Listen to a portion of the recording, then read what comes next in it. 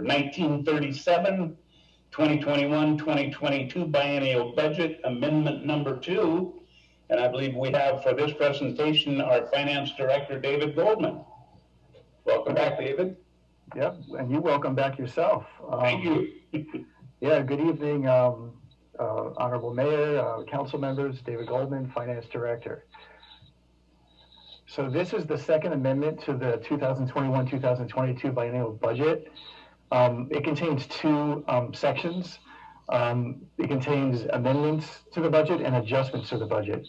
Adjustments do not change the overall total amount of a fund, while amendments do. And the amendments are what's required to be adopted by ordinance by the City Council.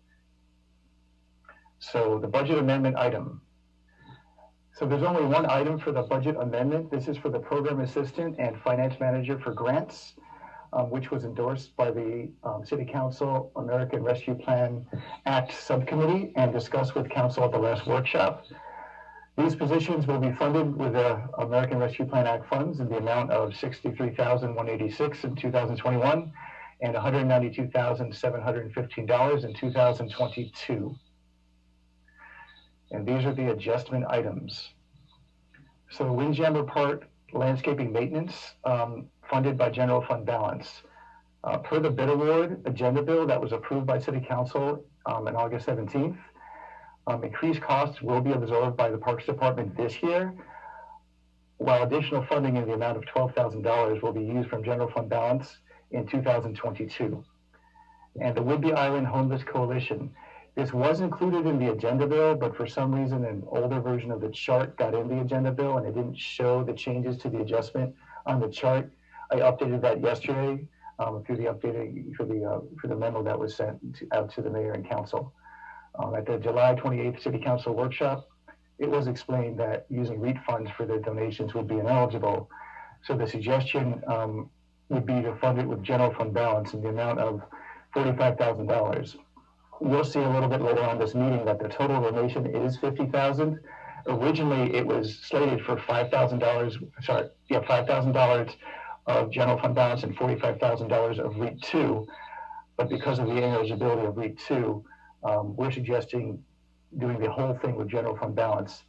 We considered using the American Rescue Plan Act funds, but due to subrecipient complexities, it's just recommended against, and to utilize general fund balance for the whole thing. So the recommended action is to hold the public hearing on this ordinance and then move to adopt the ordinance.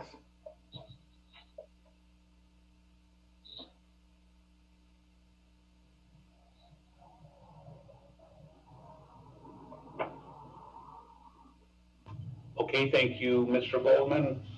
So at this time, I would like to open the public hearing. I see that we have a hand up from Mayor Pro Tem.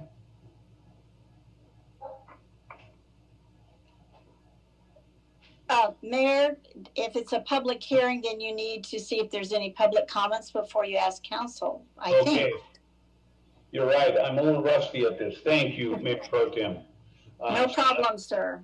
Yeah, let's turn to council first. I'm going to rely that if we had any kind of input from the public that our clerk would flag me down and let me know. So I'm assuming we have no outside public comment yet. So let's turn to the council and ask for questions or input. I see Mayor Pro Tem Munns. Thank you, Mayor. Mr. Goldman, you had one slide up with 2 new positions. Could you explain those and the salaries that go with them a little more, please? Oh, sure. The Program Assistant is a position in the Senior Services Fund. It was a position that existed in 2020 and 2021, in 2020, but due to COVID, the position was reduced or laid off due to the slowdown of all activity related to COVID. This position is slated to be, is already budgeted for 2022, but using ARPA funds, we can start the position a little bit sooner and also fund it all the way to the end of 2024 using the American Rescue Plan Act funds. The program assistant salary, there's a range to the salary. I don't have it off the top of my head, but what we did to do these calculations was we just picked somewhere in the middle of the range and then added a certain percentage for benefits, and then did a ratio to figure out, to estimate how many more months would be left in this year, assuming that the position may start in October sometime, for example. It's really just kind of an estimate for 2021. And for 2022, we use the full year salary. And the finance manager grants would actually run the entire grants program, the American Rescue Plan Act grants program, and also work on other grants as well, and be in charge of grant writing, would coordinate all the grant writing for the entire city, work with various department directors and various folks within the departments to try to gain as many grants as possible to help defray cost of projects that we're going to have to do in the future, by being able to utilize federal, state, or other agency type of grant funding. So that'll be the primary responsibility of that position. Okay, so we're salary for a senior service position, admin that was let go because of COVID. Are they open that this position is needed right now between October and the end? Yes, I didn't think they were completely open yet. Yeah, as we talked about at the workshop, we did ask the council if we can start the recruiting process now. Of course, we won't make any decisions until they're approved by the city council, and the city council, did not have any objections at the workshop when we did bring that up to council. But yeah, they are open right now in recruitment. Okay, but is the senior center open for this position now with all the COVID restrictions? Oh, go And ahead. this is Liz Lang, Mayor Pro Tem, and I would just speak to that saying, yes, we opened in June and have reinstated a lot of our programs and looking forward to adding additional once we have the staff. So right now, we're able to be open and functioning, and the only thing holding us back from adding additional programming is the need for a staff member. But we are able to offer our programs and services under current COVID guidelines safely. Okay, that's good. Mr. Goldman, if we are using the American Rescue Act funds and it goes through 2024, then where are the funds going to come from to pay those two salaries after that? Okay. After 2024, the program assistant will be paid just like it was paid before COVID. It would just be paid from senior center funds. So from the revenue the senior center generates, or other revenues that they have as well. The finance manager grant is just until the end of 2024. This is not a position that is advertised as a full, as a permanent position. It is advertised as a term limited position through the end of 2024. For the second position, grant writing, that one, Correct. for the whole city. Correct. Okay. Temp. Okay, so we will hear more about how the American Rescue Funds will be spent in the future. You have a committee working on that, but they will come to council for approval for the other ideas, correct? Absolutely, yeah. We're meeting every 2 weeks, and we're going over the short lists, and we're going over the items that make the most sense based on the criteria that was developed, and we will be bringing those to council once they've been refined a little bit further. Absolutely. Okay, thanks. I just needed a little more clarification. Thank you very much. I appreciate it. Mm-hmm. Thank you, Mayor Pro Tem. Councilman Mack.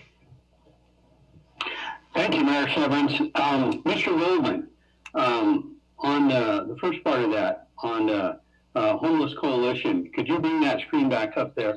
And getting back to this American Rescue Plan, can you elaborate a little bit to me on the sub-recipient complexities? Yes. I mean, what does that really mean as far as layman's terms as to why we can't use some of these funds? Well, you could use American Rescue Plan money for this. The only problem with that is when you provide money to another agency and then they spend it on other things, they become a subrecipient. They have the potential to become a subrecipient. And under federal guidelines, there's extensive rules and regulations in the guidelines regarding subrecipient monitoring. It basically means that we have to treat them almost like a subsidiary of the city when it comes to these funds only. We have to make sure that it's almost like we're acting like the grantee.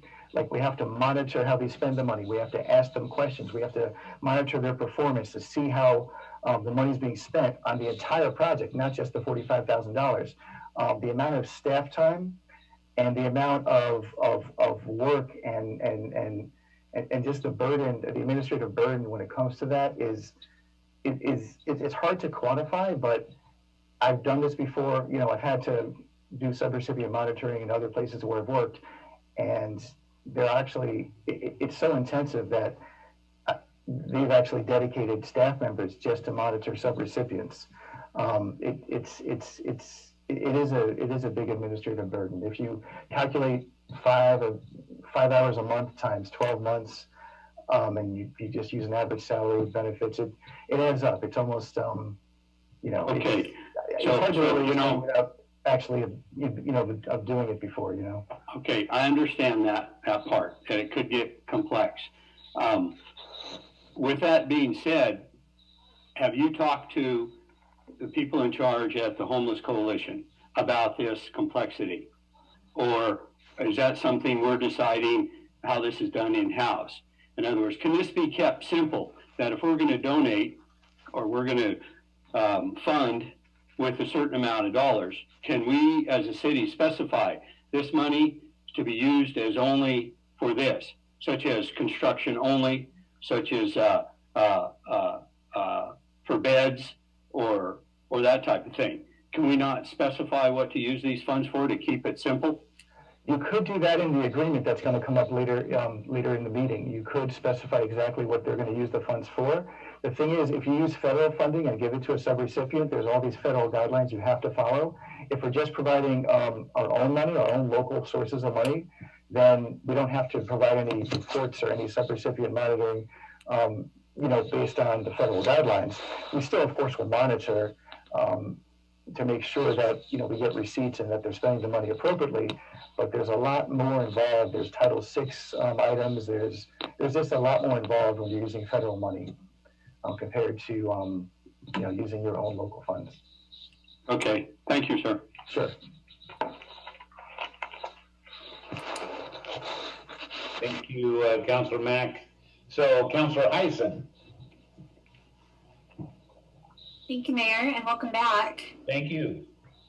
I was just going to go ahead and make the motion to adopt the budget amendment if nobody else has. Do that. I move to adopt ordinance number 1937. Second. Okay, we have a motion. Do I hear a second? Mayor, Councilmember Wassinger seconded the Apparently motion. we have no second. So Mayor, that, Councilmember Wassinger seconded the motion. Mayor, oh, good, I'm sorry. can you hear us in here, Good. Mayor? So we do have a motion and a second.